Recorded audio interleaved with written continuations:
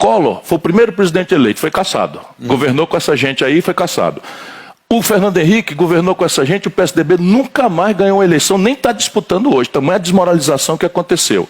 O Lula foi bater na cadeia governando com essa gente. A Dilma foi caçada governando com essa gente. O Michel Temer foi bater na cadeia governando com essa gente. E o Bolsonaro está aí desmoralizado governando com essa gente. Ou seja, eu fico pensando, eu não quero ser presidente para ser caçado ou preso. Eu quero ir para sair pela porta da frente, como Itamar Franco saiu, fazendo com que o povo brasileiro me bata a palma e me reconheça como o cara que mudou a vida do povo brasileiro. Como é que eu faço? Como é que eu faço? Como é que eu faço? Um homem experiente como eu. Vou propor.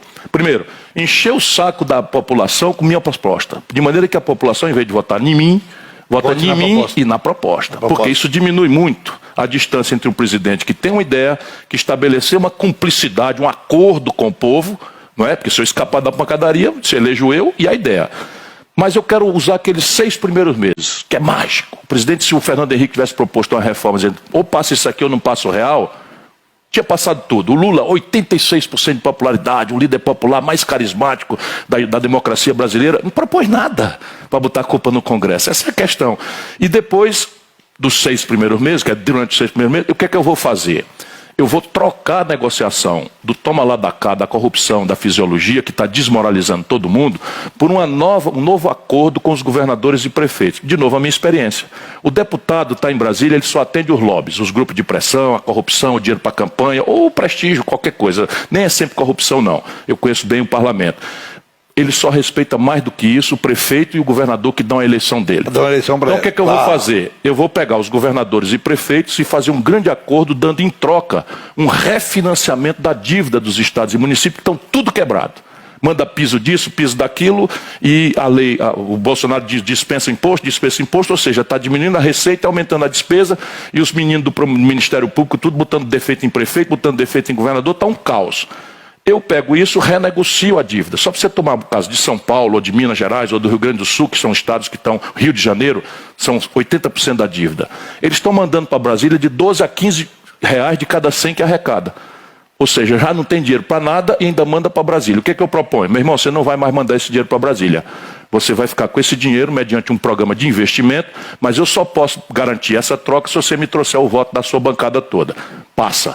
Agora é que persistiu o impasse, deu curto-circuito, negociou, propôs e tal, e ainda assim persistiu o impasse, com autorização da maioria simples do Congresso, eu mando isso a voto popular direto. Aí eu não me vendo mais e encerro a crise política que está matando a democracia no Brasil. Muito bem. É muito difícil lidar com o Centrão. Você tem essa experiência de lidar com o Centrão, que dizem que é uma bancada... Conheço todo mundo, fui colega deles, fui ministro, manejei, fui governador e tal. Veja, o que aconteceu? Quem ensinou isso aos políticos foi o MDB. Então o MDB no passado era um enorme partido que não tinha responsabilidade nenhuma e que não apresentava nem candidato a presidente para exigir e chantagear. Essa pedaceira de PP, PL, não sei o que, aprendeu isso, se juntaram e fizeram uma espécie de sindicato do Dá ou Desce, do sindicato do Dá ou Morre. Isso só acontece com um presidente que não tem moral, que não tem autoridade. Por quê? Quando você chega lá querendo a reeleição e com filho enrolado, sabe, em confusão, em corrupção e tal, você fica apavorado com o CPI e quer sua reeleição. Aí vende a alma. Eu chego lá o seguinte, vida limpa. Não tem filho ladrão, nem respondeu. Os dois que estão aí liderando têm filhos acusados de coisas graves, de corrupção. Eu chego limpo.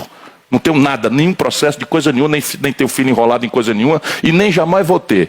E eu não quero a reeleição. Eu vou trocar a minha própria reeleição, vou acabar com isso, em troca da reforma que o país precisa. Portanto, eu não estou na mão deles. Vou negociar nessa base, está aqui. Eu me acertei com o povo, propus isso assim, assim, assado, um imposto sobre grandes fortunas, um programa de renda mínima, renegociar a dívida das famílias e tal. E o povo me deu a eleição, se o povo me der a eleição. Então você, meu irmão, vai ficar contra mim, está ficando contra o povo. Eu vou trazer o seu governador, o seu prefeito para lhe dar uns conselhos aqui e tal, e tal. Não deu, eu vou chamar o povo para votar. Você acha todos esses projetos que você vem falando, eu tenho te assistido aí nos podcasts da vida aí, isso foram bastantes, qual dessas propostas você acha que chama mais atenção do seu eleitor? Sob o ponto de vista popular, é o refinanciamento da dívida. Mas hoje há uma carga de propaganda do sistema financeiro, porque isso é a nova escravidão. As pessoas acham que é necessário, as pessoas acham que é uma coisa justa, que é uma coisa muito boa, mas estão todo dia bombardeadas com o deboche para dizer que não é possível. E é perfeitamente possível e muito simples de fazer. Eu só quero que passe a bola para mim, que eu resolvi isso nos 6 primeiros meses. Corrupção, que todo mundo fala, todo mundo falou de corrupção, tiraram a Dilma por causa de... Pedalada fiscal, aquela pedalada fiscal e corrupção. A gente sempre está falando disso.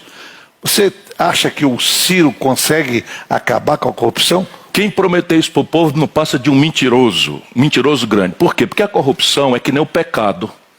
É uma fraqueza humana.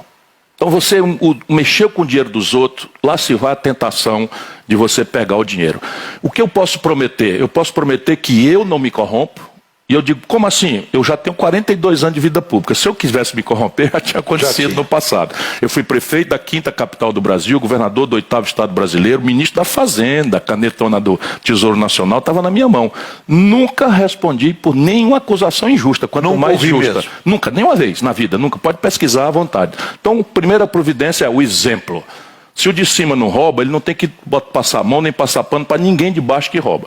Segundo, nós temos que mudar as instituições que previnam a corrupção. E você tem 1 milhão de coisas para fazer. Hoje em dia, Ratinho, até a questão do crime organizado. Você tem uma ferramentaria tecnológica com algoritmos em que você rastreia o dinheiro, mas, rapaz, é quase como se você estivesse vendo o fato acontecer, o que a eletrônica, a tecnologia pode permitir de fazer. E o Brasil tem um governo analógico, tudo no papel, justamente para permitir a venda de dificuldade, quer dizer, a criação de dificuldade para vender facilidade. Por exemplo, vamos dar um exemplo do Rio de Janeiro, que ninguém consegue consertar aquela briga aí, sobe polícia, dá tiro, aquilo. Você tem uma ideia para o Rio de Janeiro? Eu tenho uma ideia para o Brasil. Deixa eu explicar para você que tem uma sensibilidade muito grande. Hoje, as periferias do Brasil não estão mais sob controle do Estado brasileiro, nem das nossas autoridades. Comento isso com grande tristeza, mas hoje quem dá as cartas de forma terrorista na periferia do Brasil são as facções criminosas. No Rio, com o agravante de ter uma disputa de facção criminosa com milícia que também já está começando a se espalhar. E isso aconteceu nos últimos 25 anos. Conversa fiada, de esquerda, não sei o que, papapá e tal. Ninguém mudou uma linha para enfrentar isso. Mas o pior, Ratinho, deixa eu dizer para o nosso povo, o pior é que neste período que explodiu a violência e o terror e se organizaram essas poderosas facções criminosas, o orçamento da União para a segurança pública não variou de 30 centavos a cada 100 reais do orçamento. Isso mesmo que eu estou dizendo para você. Explodiu o problema da violência e hoje o Brasil gasta 0,33, 1/3 do orçamento em segurança pública.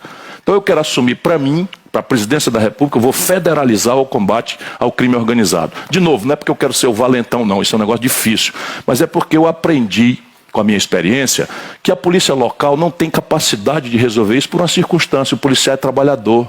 E por ser trabalhador, ele e a família dele moram na periferia. Ele sai para trabalhar, a família fica ali. Ou ele tem um pacto de não agressão com a facção criminosa, ou o terror vai tomar conta. E ele vai relativizando. Ele acha, olha, eu vou combater aqui o narcotráfico quando eu sei que o burguês lá da zona sul do Rio, falando de combater o fascismo, está cheirando cocaína desbragadamente e nunca houve uma batida policial nos apartamentos da esquerda caviar do Rio de Janeiro, que prestam de serviço mortal ao Rio e ao Brasil. Percebe? E isso eu vou assumir para mim por isso, porque o policial local ele não tem condição de fazer. Mas em vez de ser aparato, subir com o exército, tudo isso é mentira. A experiência internacional mostra que o que você faz é tecnologia, inteligência policial, reconhecimento facial, siga o rastro do dinheiro. Muda a legislação para expropriar o patrimônio no ponto da lavagem de dinheiro e isto resolve o problema. E aí quando prender cirurgicamente o chefe, corta a cabeça, leva para um presídio federal, muda a legislação, proíbe a comunicação do chefão com a sua base, mesmo e especialmente, o que meus colegas vão achar ruim, com os advogados. Você não pode deixar um chefão do crime organizado estabelecer comunicação confidencial. Nós temos que mudar a legislação. Ok? Pode ser protegida, fica lá gravado, sem ninguém devassar, mas não é possível mais fazer o enfrentamento do crime organizado sem inovar tecnologicamente, com inteligência policial e com uma mudança na legislação e uma mudança no orçamento. Reforma tributária, você vai conseguir fazer com esse Congresso a reforma tributária? Está escritinho aqui todos os processos. Veja, o Congresso brasileiro tem muitos defeitos. Reforma tributária, para quem não sabe, é quando tem que baixar para todo mundo pagar menos imposto. Eu tenho dito, Ratinho, que no Brasil, PT, Bolsonaro, eles fazem uma denúncia de... Você é da esquerda ou você é direita? O meu projeto é de centro-esquerda. O que eu centro é o seguinte: apoiar quem produz e quem trabalha. Eu